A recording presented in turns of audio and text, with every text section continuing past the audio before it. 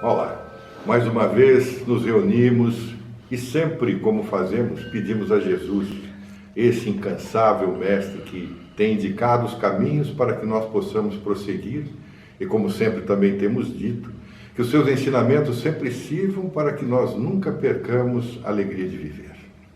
No dia 15 de janeiro de 1861, Allan Kardec lançou para o nosso estudo e para a nossa alegria o Livro dos Médiuns.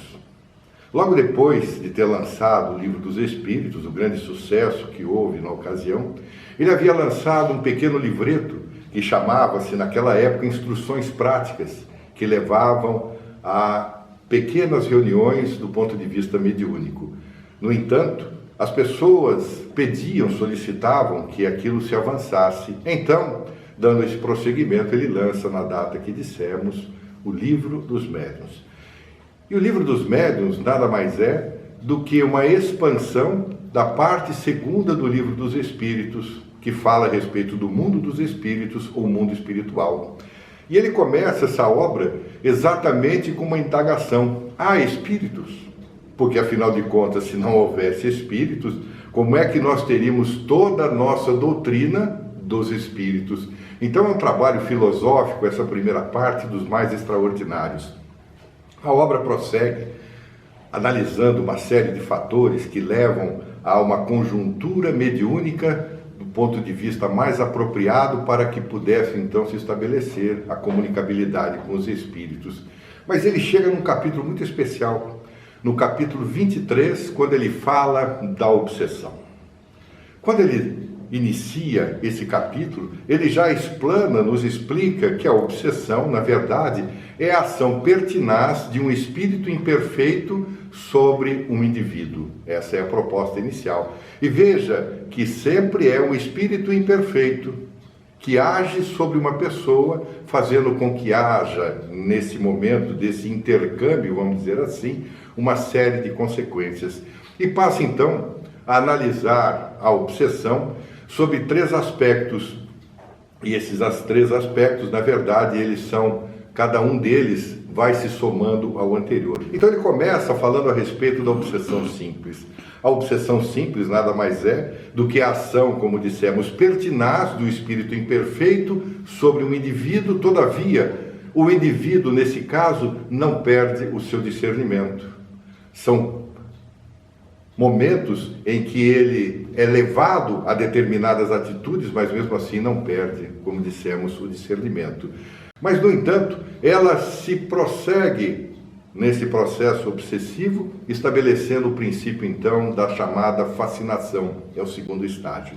Quando se fala em fascinação, é como se fosse a ação hipnótica de um espírito desencarnado sobre a mente de um espírito encarnado, fazendo com que, em certas ocasiões, nós percamos, digamos assim, o senso de realidade.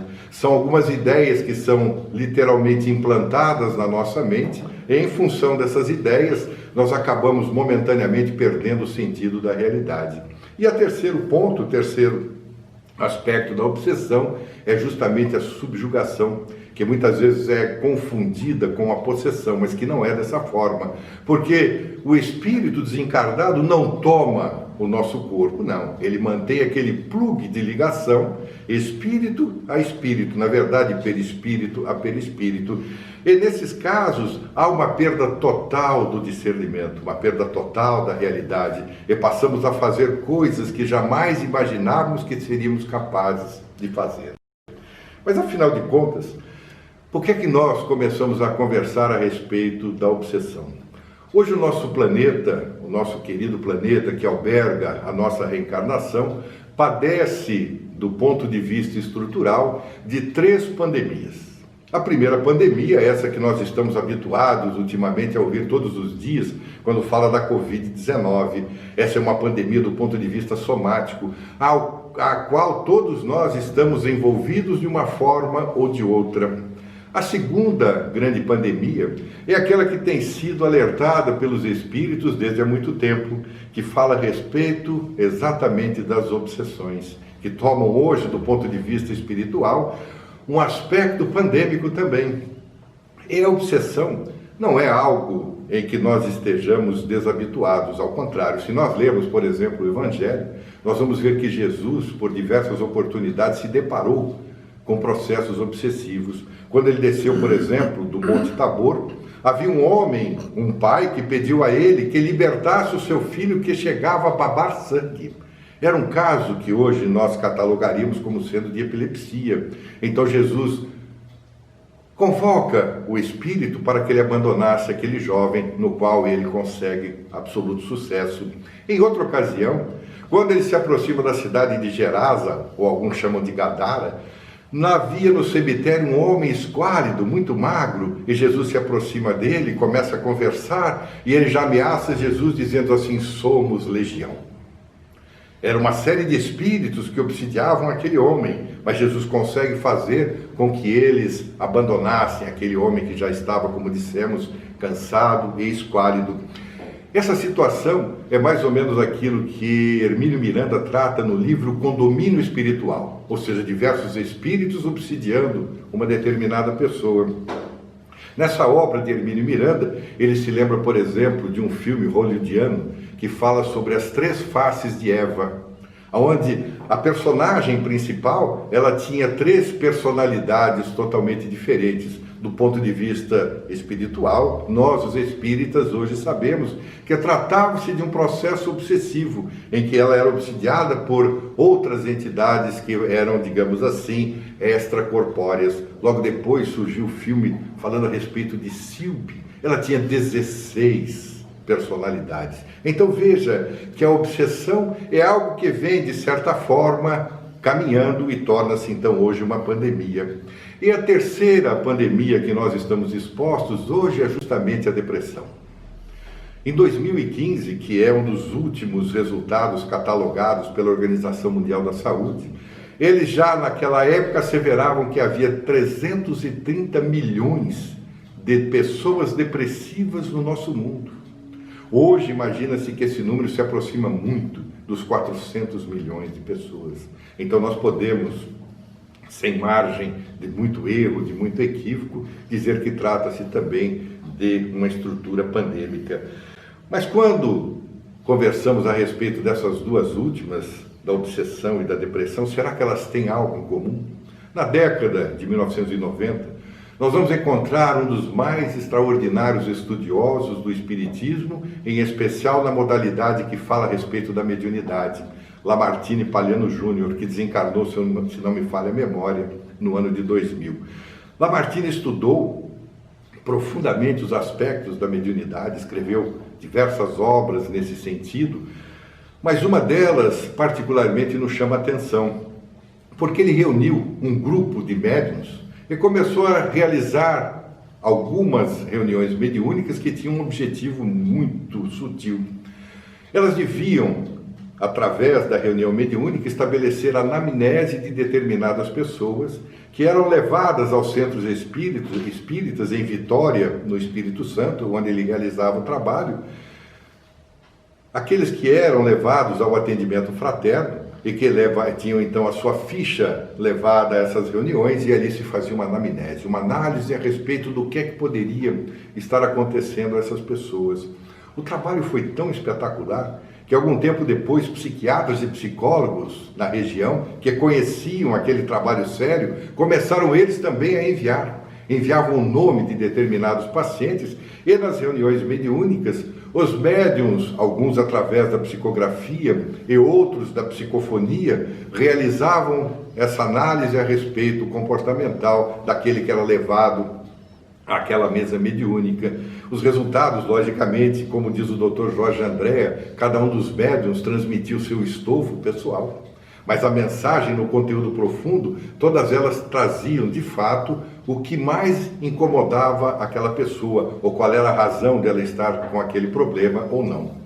Pois bem, ao final da obra, ele analisando casos de depressão e casos que chamava-se na época psicose maníaco-depressiva, ou seja, o transtorno de afetividade bipolar, ou seja, da exaltação até a melancolia, a tristeza profunda.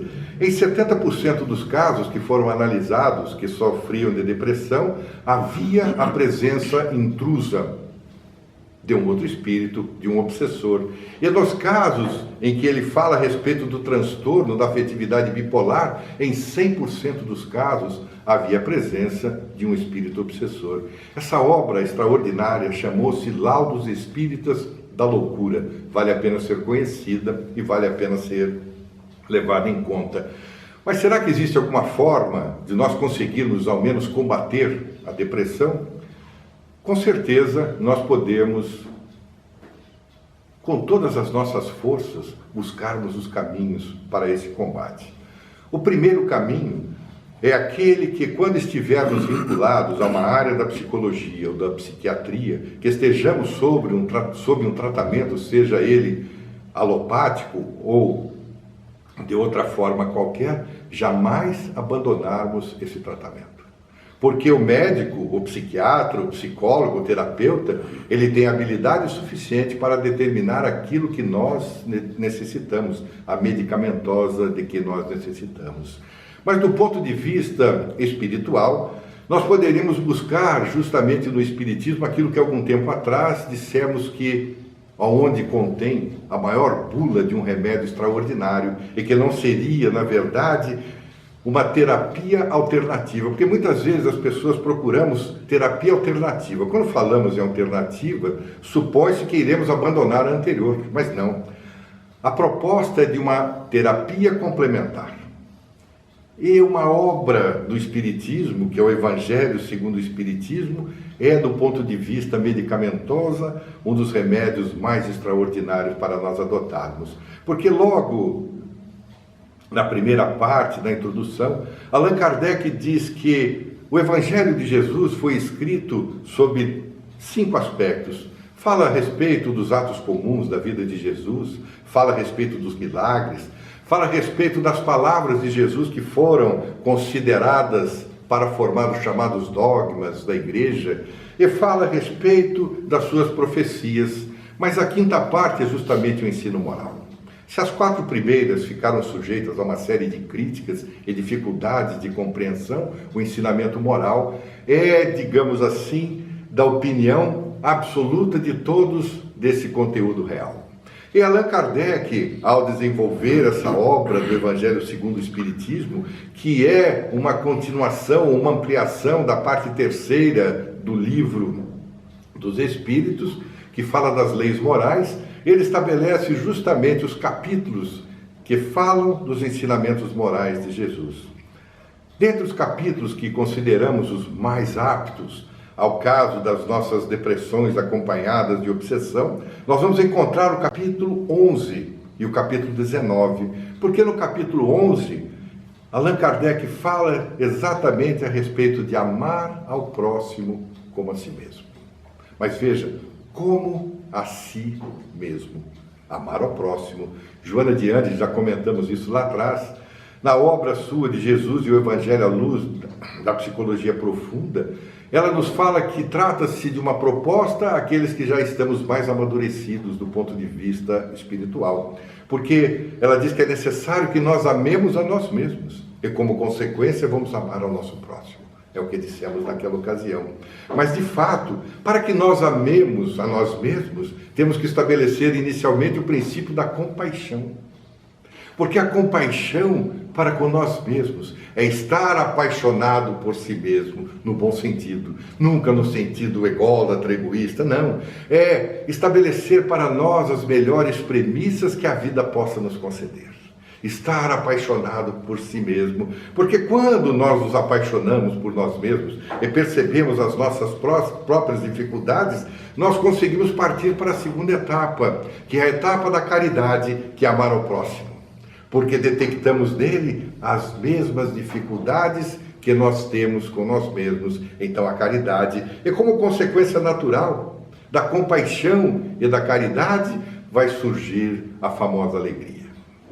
Nunca vamos nos esquecer da alegria de viver, da oportunidade que temos de estarmos hoje reencarnados. E o capítulo 19 fala da fé. A fé transporta montanhas, mas não é a montanha do ponto de vista físico, porque se formos dotados de fé e ficarmos diante da montanha, vai para lá ou vai para cá, só se houver um terremoto, porque senão a montanha vai ficar ali. Jesus, como excelso psicoterapeuta, a sua grande proposta era nós movimentarmos a montanha dos nossos problemas, das nossas dificuldades. Então ele dizia que a fé teria que ser aquela que transporta montanhas.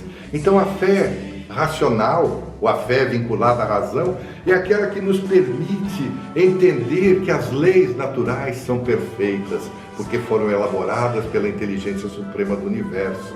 É nós compreendermos que, de fato, a nossa vida tem um sentido existencial. Esse sentido existencial é justamente aprendermos, mesmo que seja diante das dificuldades. Então, não importa a situação em que nós estivermos, nós sempre podemos adotar a fé como transportando as montanhas dos nossos problemas. E que Jesus, como dissemos há pouco, esse excelso psicoterapeuta, possa sempre estar junto de nós, acudindo-nos a todos os instantes, mostrando que somos capazes de vencer o mundo, porque Ele mesmo havia dito: no mundo sempre tereis aflições, mas lembrai-vos sempre de mim, eu venci o mundo. Que possamos todos nós vencermos o mundo com os nossos votos